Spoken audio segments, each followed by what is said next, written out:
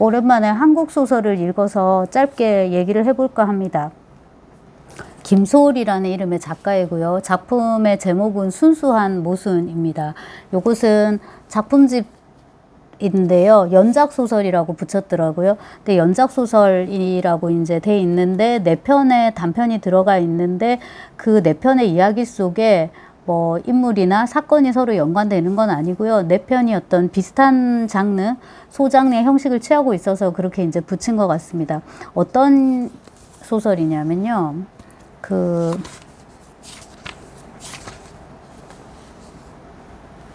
첫 소설 제목은 편지, 두 번째 소설 제목은 신작, 그 다음은 장미, 그 다음에 롱괴 해서 이제 롱괴르 해서 총 이제 4편인데 편지는 프란츠 카프카, 그 다음에 신작은 보르헤스, 장미는 고골, 롱게르는 쿤데라가 말하자면 이제 부제로 달려 있고요. 그리고 이제 이 작가들은 실존 작가들이지 않습니까? 이들의 이제 생물 연도가 적혀 있습니다. 제가 대충 다 읽었는데요. 개인적으로 제일 재밌었던 건 이제 1번이었고요. 그 다음은 이제 조금 고개가 갸우뚱거려지는 것도 있고 뭐 이랬는데 1번은 FB라는 이제 이름의 소설가가 있는데 작가가 있는데 여성 작가입니다. 여성 작가인데요. FB인데 저는 처음에 보자마자 펠리체 바우어인 줄 알았거든요. 근데 이제 읽어보니까 프란츠 카프카예요. 프란츠 카프카인데 또 여성 작가여서 약간은 저는 펠리체 바우어하고 프란츠 카프카를 섞었다는 느낌을 받았는데 펠리체 바우어는 누구예요? 프란츠 카프카가 몇 번이나 약혼을 했다가 또 파혼을 한 그러니까 카프카 인생에 여러 명의 여자가 있었는데 맨 마지막 여자는 아니지만은 마지막 여자는 도라 좀 어린 여자 아니었나요? 는 아니지만 아마 카프카 인생에서 제일 큰 어떤 비중을 차지하는 사람 아닌가 싶은데 그 둘을 섞고 그 다음에 이제 그 형식은 작가 FB하고 그 다음에 친구가 한 명 나오는데 이제 저는 막스 브로트의 어떤 소설적 변형으로 봤거든요. 그러니까 이제 우리가 카프카 전기에서 제일 많이 마주치는 이름 아버지가 아니라면은 카프카랑 펠체 바워랑 막스 브로트 이 세 사람의 이야기를 엮어가지고 제가 오늘 본의 아니게 휴대폰을 바꿨는데 파손됐다고 돼가지고 원래 커버만 바꾸러 가가지고 이렇게 했는데 이렇게 너무 낡아갖고 바꿨는데 화면이 좀 어두운 것 같긴 하네요. 어두워도 어떻게 해야 될지 모르겠으니까 그냥 찍으면. 자, 근데 이제 여성 작가라고 했죠. 그리고 이 펠리처 바우어와 나 사이에 이제 뭔가가 있었는데 그 사생활을 이렇게 파고 들어가는데 이제 화자는 남자인데요. 이 남자하고 펠체 바우어가 아닙니다. FB. 그러니까 프란츠 카프카라고 이제 여기 해설이나 이런 데 보면 이거 리뷰 같은 걸 찾아보면 나오는 이제 그 작가 프란츠 카프카라고 하는데 제가 볼 때 아무리 봐도 펠체 바우어인데 아무튼 이제 FB예요. FB인데 이 여성 작가가 지금 여기 화자인 남성 작가하고 성적인 관계가 있었거든요. 근데 이제 되게 문란했던 걸로 그렇게 얘기를 이제 하고 있어요. 근데 이 여성 작가인 FB는 어떻게 했다? 마지막에 내가 굉장히 사생활이 지저분했다라는 거를 굳이 밝히지를 않았어요. 그리고 이제 자살을 이제 시도를 하고, 결국에 자살하든가 이제 이렇게 되는데 고맙게도 FB는 저의 부도덕함을 세상에 알리지 않은 것 같더군요. 왜냐면 이 화자가요 FB와 관계를 가지면서 동시에 다른 또 여자가 있었거든요. 근데 그 여자가 임신을 했단 말이에요. 그래갖고 FB하고는 이제 파혼을 하고요.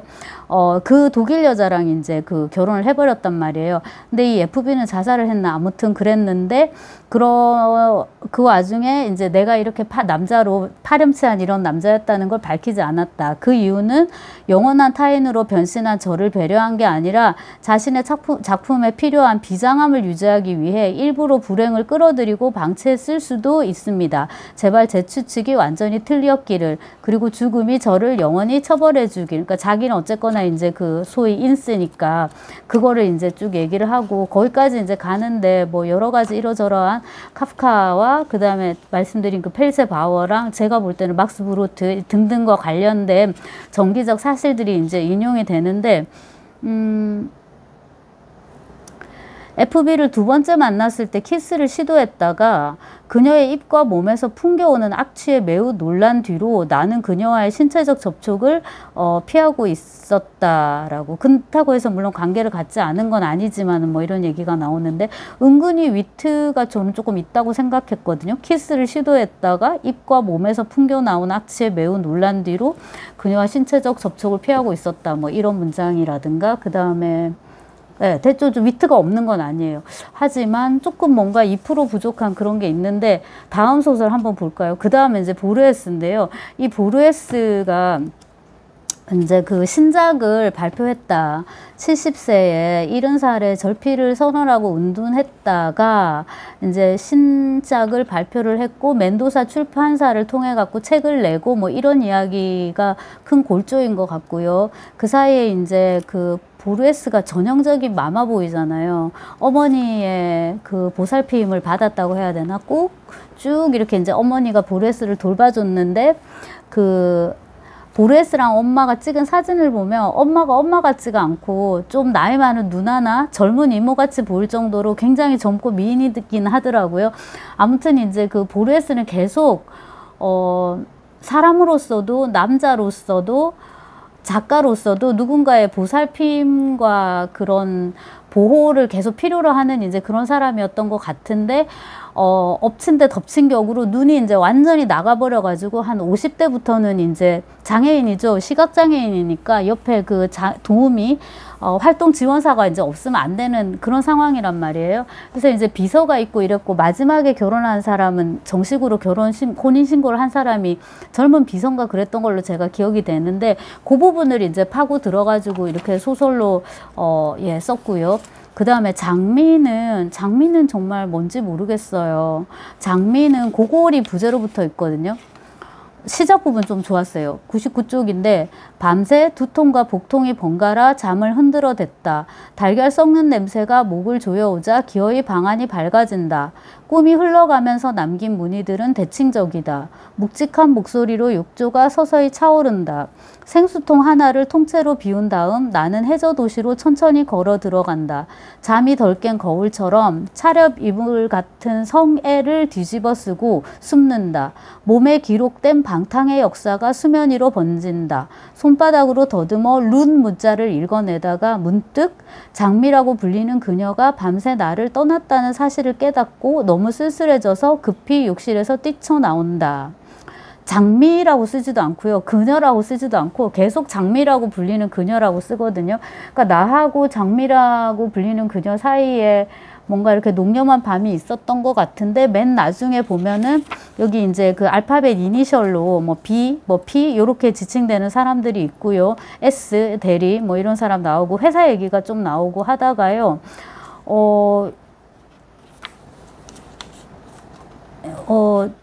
그 어떤 게 사실인지 잘 모르겠는데 이 장미라는 인물을 여성을 장미라 불리는 그녀를 내가 성적으로 폭행했고 그걸로 이제 뭡니까 장미라고 불리는 그녀는 나를 흉악한 범죄자로 확신하고 극도로 경계했기 때문에 음탕한 욕망이 자라날 때마다 온몸이 가시로 찔리듯 너무 아팠다 이렇게 나오는데 뭔가 극히 되게 판타지 같기도 하고 한데요. 제가 이 이야기를 잘 못 잡겠고 근데 아무튼 내가 그녀를 성적으로 그렇게 폭행한 걸로 해가지고 또 고발당하든가 이래요. B 부장이라든가 T 경이라든가 이렇게 이제 알파벳으로 지칭되는 사람이 나오거든요. 근데 굉장히 놀라운 거는 뭐냐면 이게 고골이라는 점이에요. 고골. 근데 그 장미라 불리는 그녀는 뭔가 성적인 욕망의 극대화 같은 그런 느낌을 주는데 제가 아는 한 이 니콜라이 고골 러시아 작가죠. 뭐 저는 전공이라고 할 수도 있죠. 그쵸? 근데 그 고골은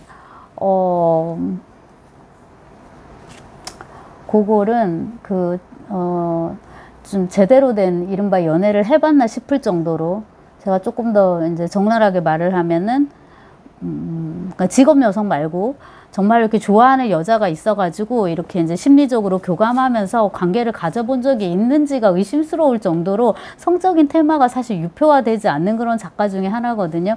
아, 물론 성애 테마가 영 없는 건 아니에요. 동성애로 또 해석하기도 하고, 그 다음에 이제 뭐 프로이트적인 어떤 다른 관점에서 보기도 하는 그런 여러 연구들은 있는데, 아무튼 그냥 우리가 독자로서 이 소설을 볼 때, 누구냐, 저기의 소설을 볼 때, 고골의 소설을 볼 때 그런 게 잘 안 잡히는 작가 중에 하나란 말이죠.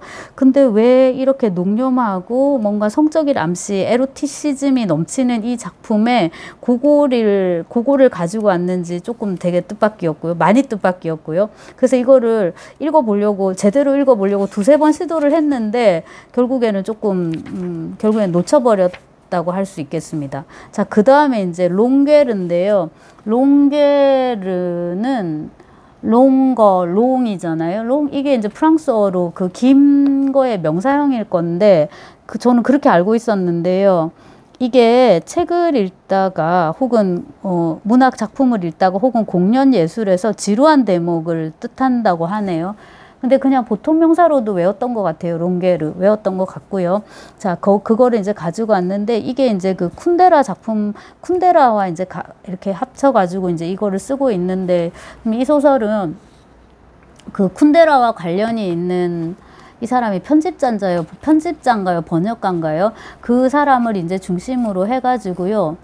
나의 제자이자 일본어 번역가인 피는 이렇게 해가지고 이제 그 쿤데라와 관련된 이야기를 쭉 써갑니다. 시작 부분은 금요일 오후 카페에서 피를 기다리면서 나는 MK가 오랜 투병 끝에 94세 나이로 자택에서 사망했다는 뉴스를 스마트폰으로 읽었다. MK는 밀란 쿤데라고요. 밀란 쿤데라의 부고가 떴던 날은 저도 기억을 하고 있습니다. 그리고 이제 좋아하는 작가여가지고 올 여름방학이 시작할 때 그 부활이 아니라 불멸을 다시 읽고 짧게 찍었던 이제 기억이 있네요.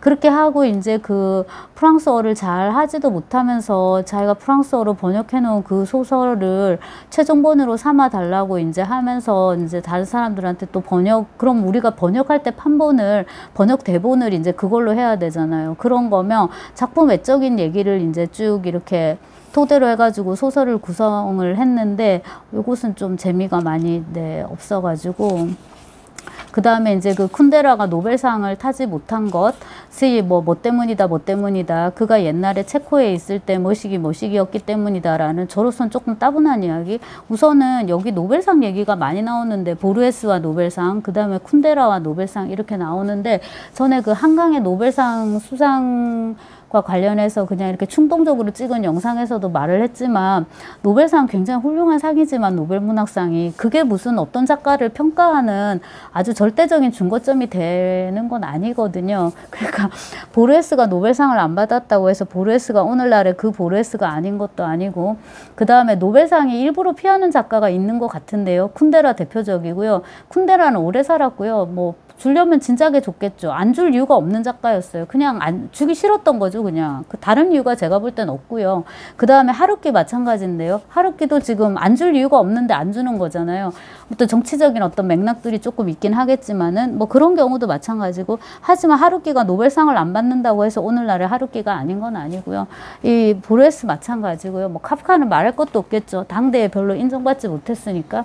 자, 그래서 이제 이 소설을 읽었는데, 제가 지금 한국 소설을 굉장히 오랜만에 읽었고, 만약에 그냥 어떤 자연 상태라면 제가 이 소설을 샀을 것 같지는 않은데, 작가가 어이쿠 이렇게 보냈더라고요. 근데 뭐 저는 뭐 이런 책 받는 사람이 아닙니다. 저한테 이런 거 보내준 사람이 잘 없는데 받아서, 이 사람 누구더라? 내가 좀 뭔가 기억에 있는 사람인데, 알고 보니까 역시나 기억을 더듬어 보니까 개인적으로 아는 사람이 당연히 아니고요. 이 김솔 작가가 보편적 정신인가 하는 이 순수한 모순보다 더 좀 정신없는 제목으로, 더 특이한 제목으로 소설을 썼었어요. 민음사에서 나온 책인데, 상대적으로 이제 민음사는 뭔가 관념적이고 굉장히 지적인 소설보다는 그래도 비교적 비교적 대중적인 소설을 내준다는 저의 좀 편견이 있습니다.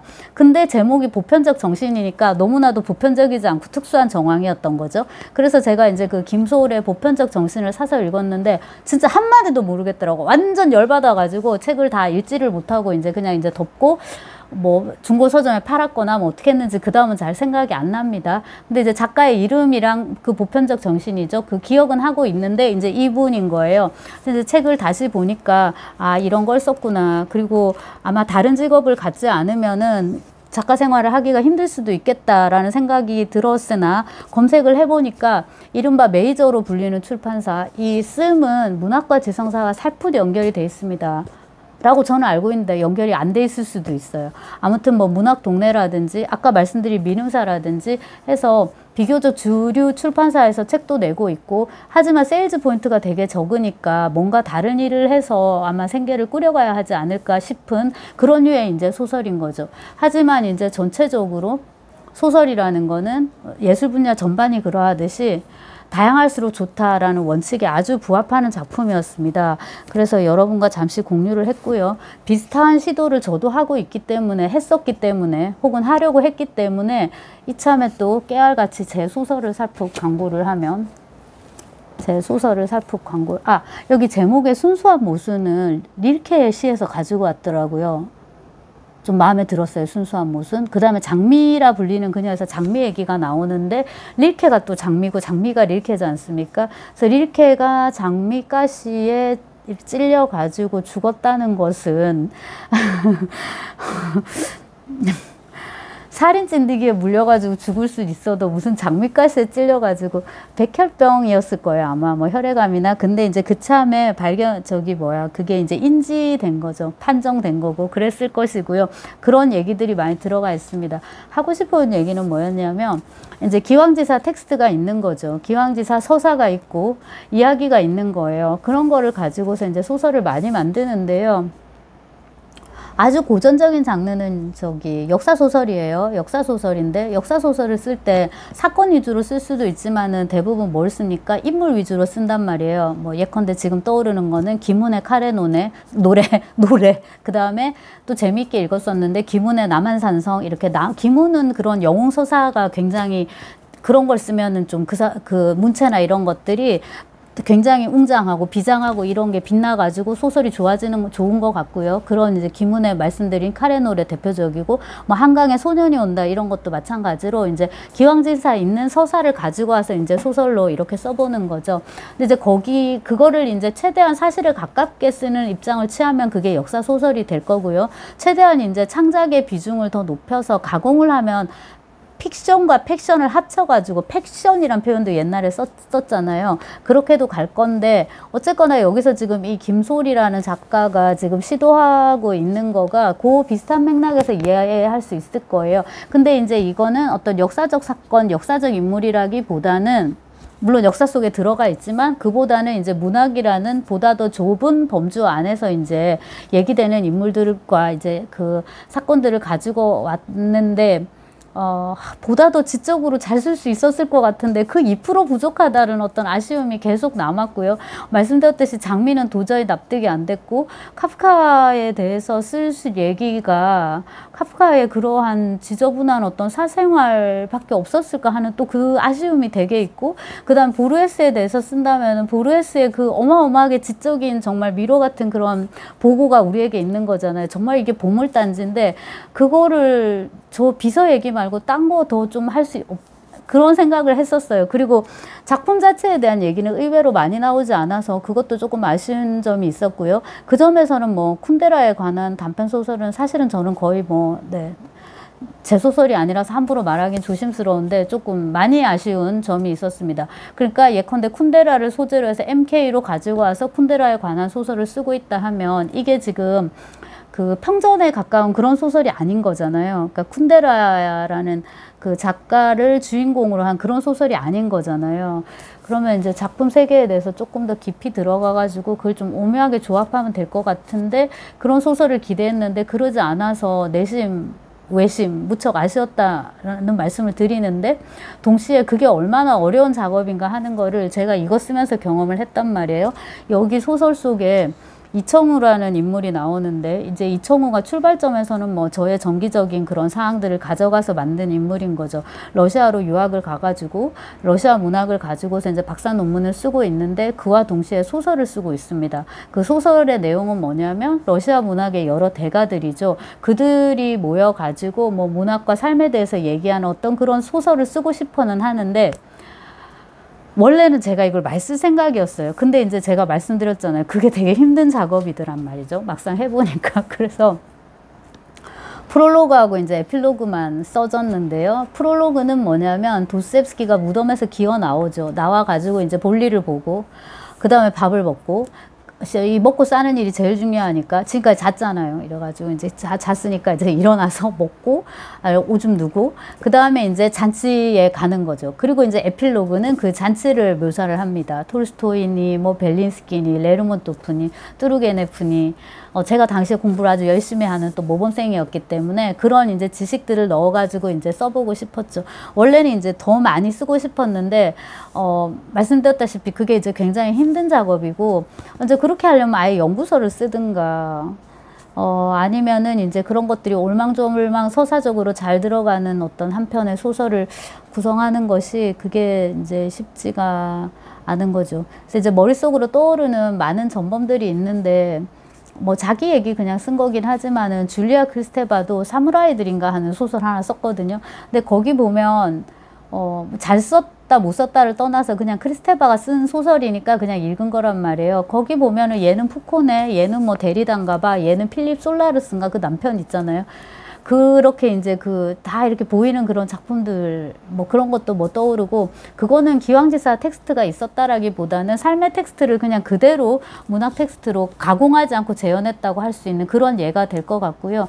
그 밖에 이제 그 기왕지사 있는 어떤 텍스트를 가지고 이야기를 만든다. 혹은 우리에게 익히 알려진 어떤 인물들을 가지고 서사를 나만의 어떤 서사를 만든다는 것이 되게 어려운 일인데 하지만 그것도 굉장히 유의미하고 재미있는 일이라는 말씀을 드리고 싶고 그래서 이제 이 김소울 작가의 시도가 인상적이었고요. 아직도 이렇게 쓰는 사람이 있었구나 하는 게 좀 놀라웠고 그 다음에 이거 카프카 한번 가져와 봤고요. 그 다음에 이제 그 보르헤스인데요. 카프카보다 보르헤스가 이제 더 중증인데 그 점에서는 카프카 소설의 특징 중에 하나가 이런 지저분한 얘기 쓰지 않잖아요.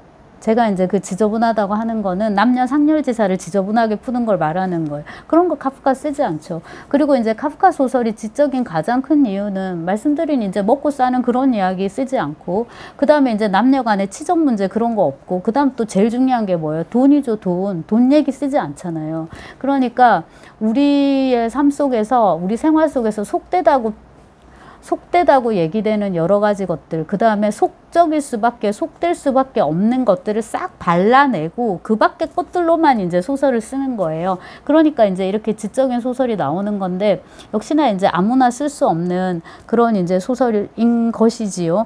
근데 이제 카프카하고, 카프카하고, 그 다음에 이 보르헤스, 쿤데라를 이제 가지고 와서 썼길래 제가 한번 가져와 봤고요. 그 김소울 작가의 소설을 읽으면서 직업으로서의 소설 창작에 대해서 이제 다시 한번 생각해 보게 됐는데요. 직업이라 하면 우선은 밥벌이가 돼야 되는데 이분도 이렇게 쓰셔가지고 무슨 밥벌이가 되지? 세일즈 포인트가 지금 뭐 거의 뭐 만만치 않던데 그렇게 메이저 출판사에서 나왔는데 그 정도 세일즈 포인트면은 뭐 저처럼 그 비주류 출판사에서 내면은 뭐 지금 저보다 어쩌면 세일 포인트가 더 안 팔릴 수도 있는 거예요. 근데 그러면 이제 뭔가 다른 직장을 이제 가져야 될 것이고요. 뭐 그건 저도 마찬가지인데요. 근데 이제 소설 쓰는 일이 좋기 때문에 그쵸. 근데 이제 이게 밥벌이는 되지 않는다. 그럼 어떻게 해야 됩니까? 다른 걸로 밥벌이를 해야죠. 그래서 저도 원래는 2주만 딱 놀 생각이었는데 갑자기 좀 변수가 생겨가지고 뭐 병고를 당한 건 아니지만 갑자기 변수가 생겨가지고 한 2주보단 조금 많이 놀았어요. 한 3, 4주 이제 놀았으니까 정신 차리고 이제 빨리 백지 번역을 이제 끝내려고 합니다. 근데 밥벌이죠, 그거는 이제 돈을 벌어야죠.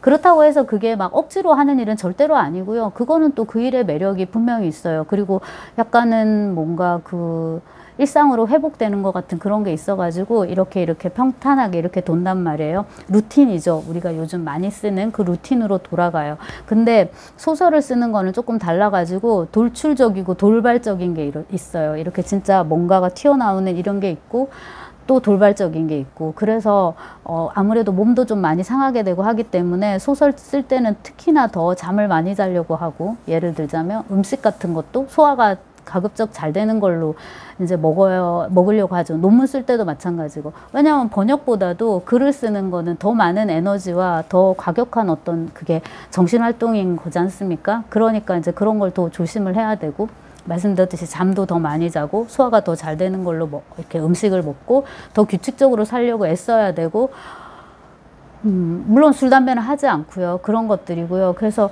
이 직업으로서의 소설 쓰기가 뭔지 다시 한번 생각하게 됐는데, 저 혼자만 이런 짓 하고 있는 줄 알았는데 이런 분도 있어가지고 좀 놀랐고, 계속 뭐 잘 써주셨으면 좋겠고, 다음에 또 무슨 책을 내게 될지 좀 궁금해지는 그런 게 있습니다. 이건 제가 종이학을 만들어 봤는데, 오랜만에 이 껌종이가 있어가지고 만들어 봤는데, 이것도 매듭을 잘못 잡으면은 굉장히 막 찌그러지게 되거든요. 이렇게 찌그러진 종이학이 나올 때도 있고, 조금 이렇게 잘 예쁜 종이학이 나올 때도 있고, 자, 그렇습니다. 그리고 전제에 말씀드렸듯이 소설은, 그러니까 문학 작품은 다양할수록 좋기 때문에 뭐 이런 소설도 누군가가 봐주면 좋겠죠. 제 소설도 마찬가지입니다. 그래도 이게 전에 나온 명왕성은 왜보다는 조금 더 반응이 있는 것 같더라고요. 그래서 이참에 한번 또 말씀을 드리고, 그리고 뭐 언제나 뭘로 갑니까? 고전으로 저희는 또 가는 거죠. 그래서 시간이 되면 이제 고전을 조금 더 읽는 걸로 그렇게 합시다.